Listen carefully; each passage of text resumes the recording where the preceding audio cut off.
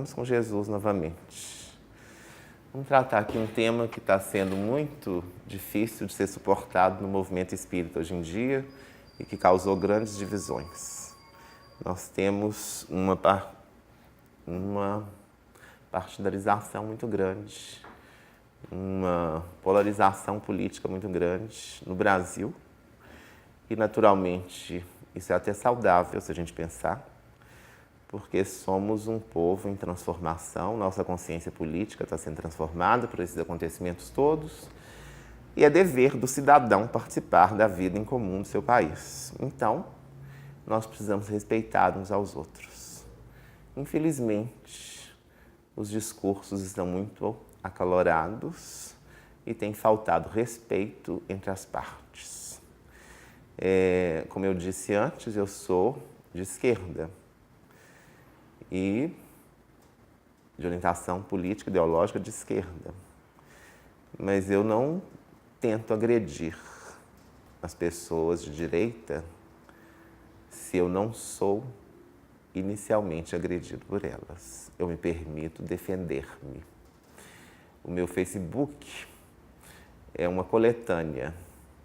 Nos últimos tempos transformou-se numa coletânea, um libelo de um esquerdista que está se sentindo muito revoltado com as coisas que estão acontecendo no Brasil atualmente. Mas vamos lá, nós trouxemos esse tema aqui só para a gente poder falar sobre ele dentro da visão doutrinária, num sentido mais amplo.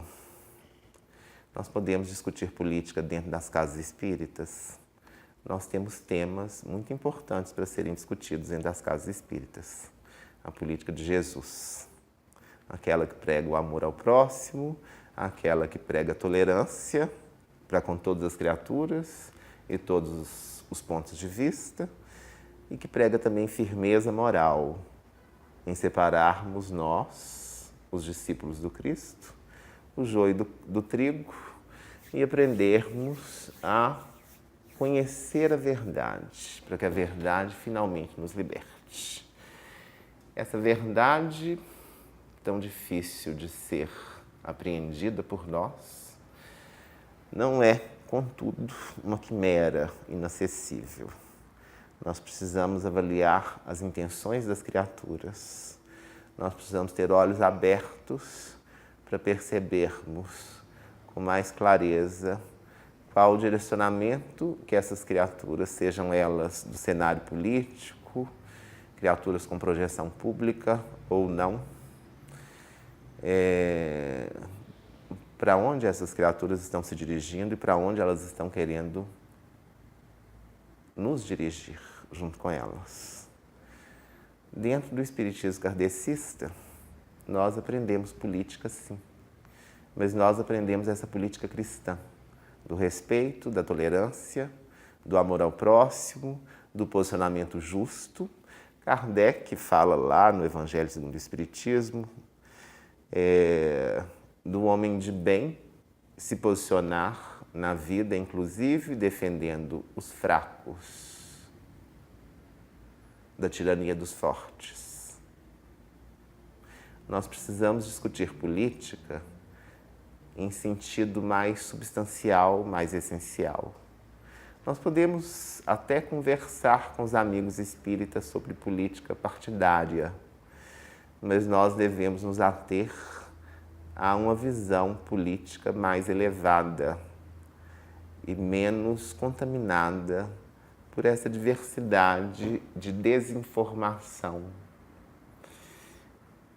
de que está repleto o mundo hoje em dia. Nós estamos vivendo uma era de acesso à informação muito rápida, mas também uma era de acesso à desinformação, igualmente muito rápida. Tudo isso causa prejuízos muito grandes. Nós estamos vivendo no Brasil alguma coisa como a maledicência em larga escala e em níveis muito desagradavelmente infelizes. Nós temos muitos resultados disso acontecendo na vida pública do país. Resultados que vão nos atingir, a população brasileira, por muito tempo. Mas o Espiritismo pode se precaver contra isso tudo. Se aprender a cultivar a verdade. Mas a verdade não é aquela que nos agrada exatamente.